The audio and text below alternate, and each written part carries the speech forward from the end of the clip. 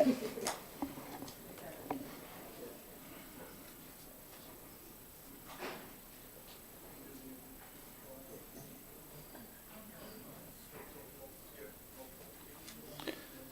afternoon, everybody, and welcome to the public forum for the ordinary meeting of Council on the 20th of March.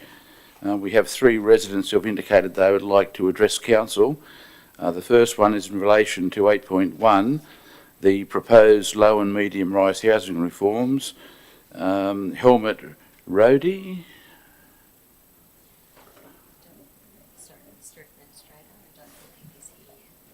Well, when Mr. Rohde arrives, we can hear him. Just a reminder, if you can turn your phones off too, please. Or on silent. Staff too.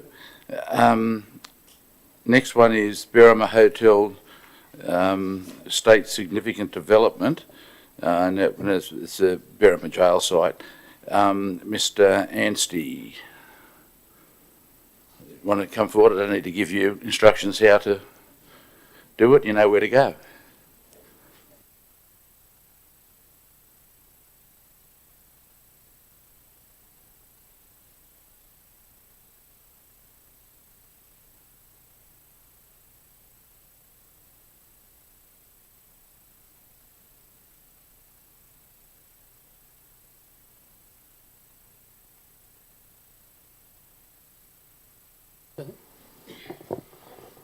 Thank you, Mr. May.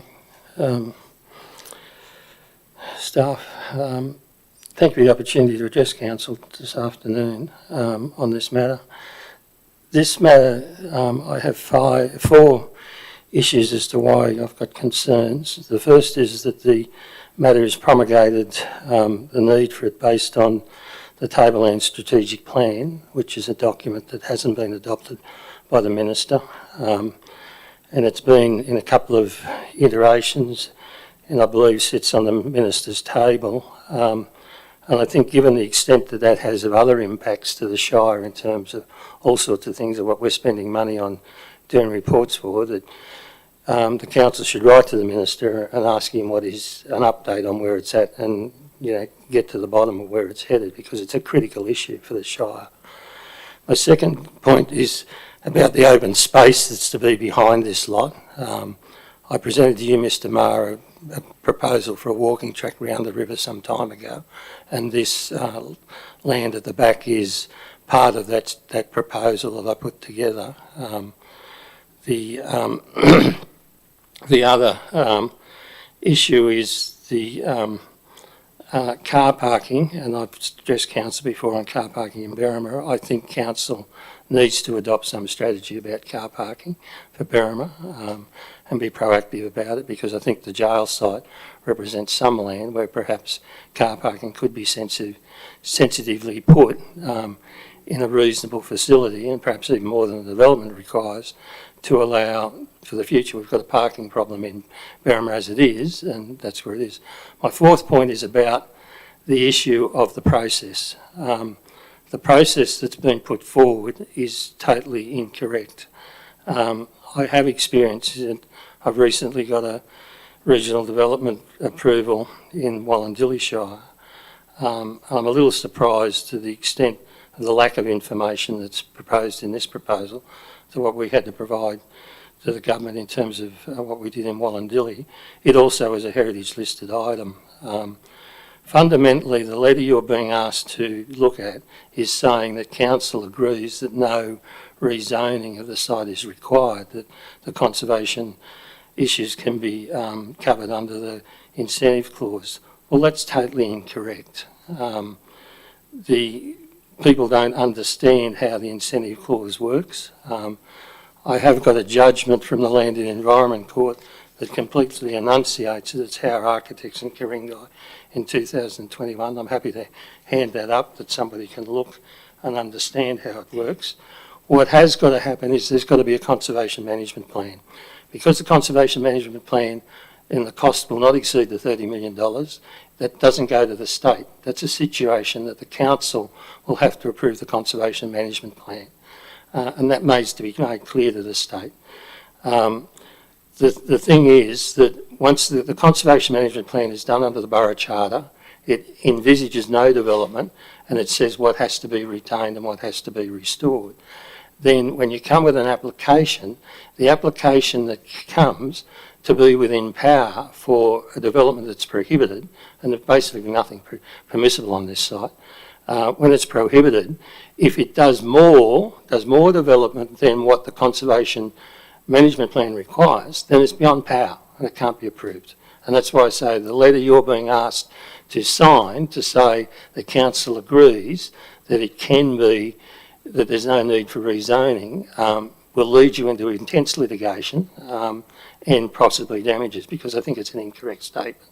I think you need to guard that very well. But I think you need to make it clear to the state that the conservation management plan has to be approved by council, not by the state. Their position in relation to state significance only comes when it exceeds 30 million. The conservation management plan won't exceed 30 million. We have no definition of what is the actual land that's covered by the heritage orders. It's all over the place.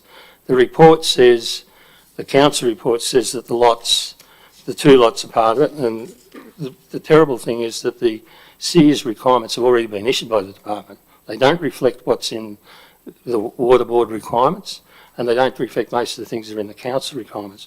One of the points that's been completely missed is, let me say, there is a plan. The report says there's no plan. There is a plan that's in the application that went to by the applicant to the state. It shows development behind the wall. This is a plan that shows the park that I've talked about in green, but this shows also the 50-metre line for the riparian zone between the top of the bank that's in the LEP, and that means it goes basically up to the edge of the back wall. Now, they're proposing development within that zone, and that's not enunciated at all in the SARS requirements.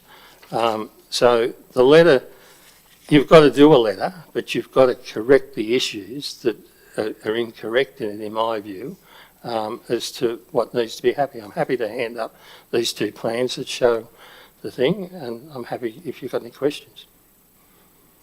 I don't have any questions. I rely on the professional advice in relation to these kind of matters that come to the council. However, I would say that the council made very, very, very strong representations to the member for Goulburn, to make representations to the Minister for, I don't know what the Minister was, but it was Minister Pavey. The member for Goulburn agreed with us, but couldn't get anywhere with it, and couldn't get anywhere with the Department of Property and Development for New South Wales, because the council wanted to develop a community-led strategic vision for the site, together with the residents, not only of Berrima but of this shire. Yeah, this site means a lot to this shire. Absolutely. There's no question. So we've got to make sure we get it right. But look, I'd ask you, could you give the information you've given to the manager, and he'll come and see you. And no doubt he will address the issues you've raised when he presents the matter to council. Okay? Thank you.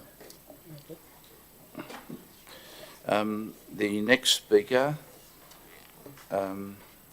is Duncan McDonald on behalf of the Berrima Residents Association.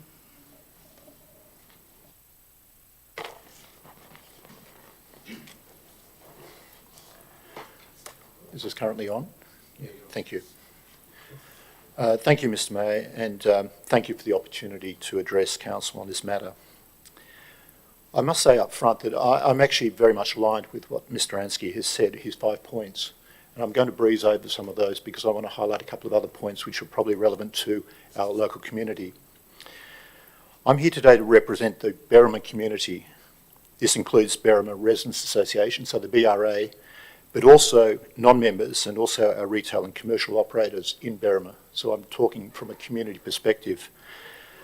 We're not opposed to the general redevelopment of the jail site. In fact, most of our community are keen to see the site better utilised.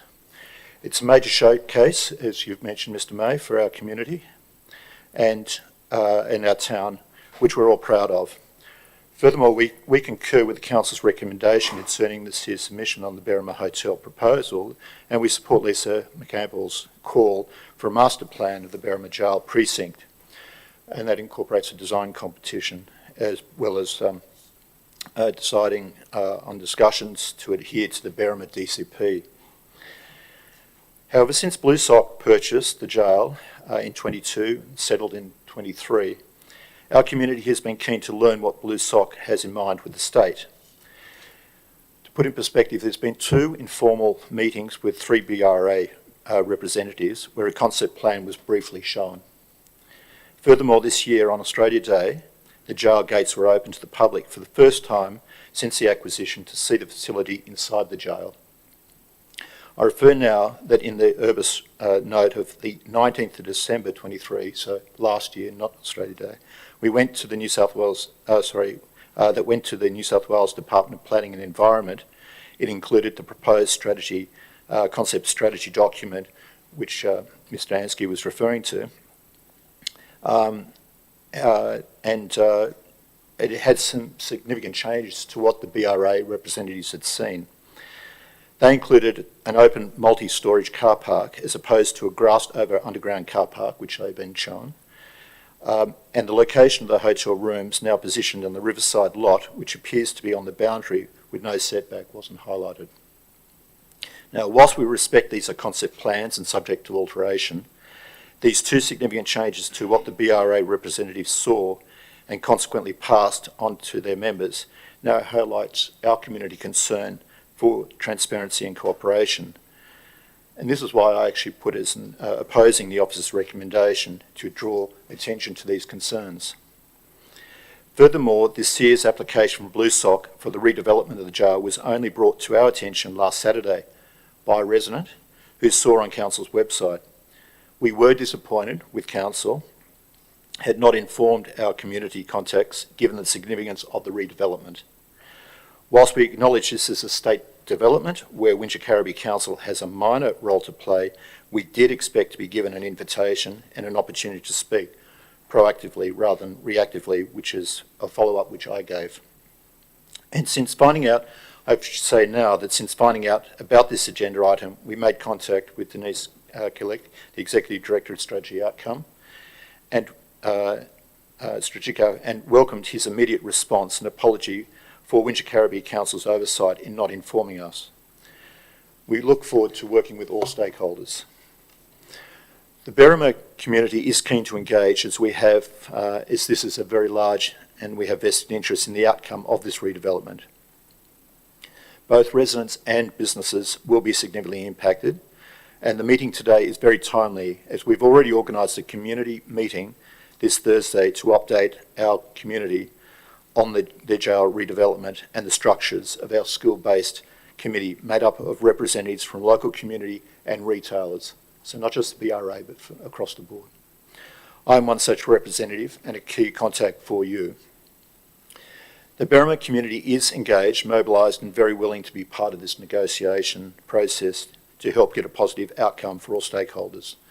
And we are mindful that there will be EIS engagement meetings and all sorts of things like that. But I can tell you in the Sears document that I read, the engagement has not been with the broader part of the community, making reference to the to some of the organisations that they've made reference to hasn't happened, and one of them is actually based in Mittagong. It's not actually in Berrima.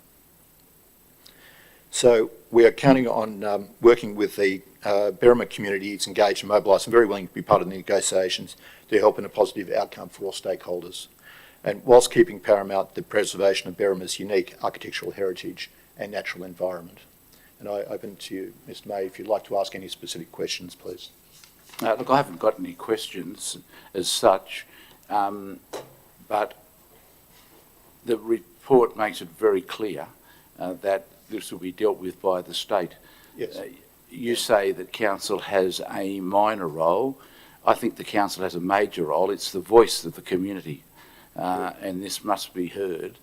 We've tried once, and we were pushed aside. That was before it was sold. Yep. And we met with the resident at the Berrima Residents Association, if I recall, the then president. I think he then met with the local member as well, who was also at that stage the Minister for Local Government. Wendy Tuckman, yes. And we all did our best, but we got pushed aside. Yeah. And, you know, for what purpose, I don't know. No. You know, there seems to have been a complete lack of transparency in my view. Correct. But the council is the voice of the community. Yes. And whilst we might only be seen by the state to be a minor player in the outcome, will be heard. It's very encouraging. As I said, this is for all stakeholders, and community engagement, I can reiterate, we're on the ground there, and this is beyond the BRA, it's the whole of the community, and we are combining forces to be a great contact with you, and please, I encourage that to continue. So thank you, Mr Mayor. Well, as I said to Mr Anstey, the Berrima Jail is just not about Berrima, it's about this shire. Thank you. Thank Yes, you. it is. Thank you very much. Does anybody else want to be heard about anything? Is the gentleman, Mr Helmut Rady? Mr Rady, not here? Well, done our best. Okay, the council meeting will start at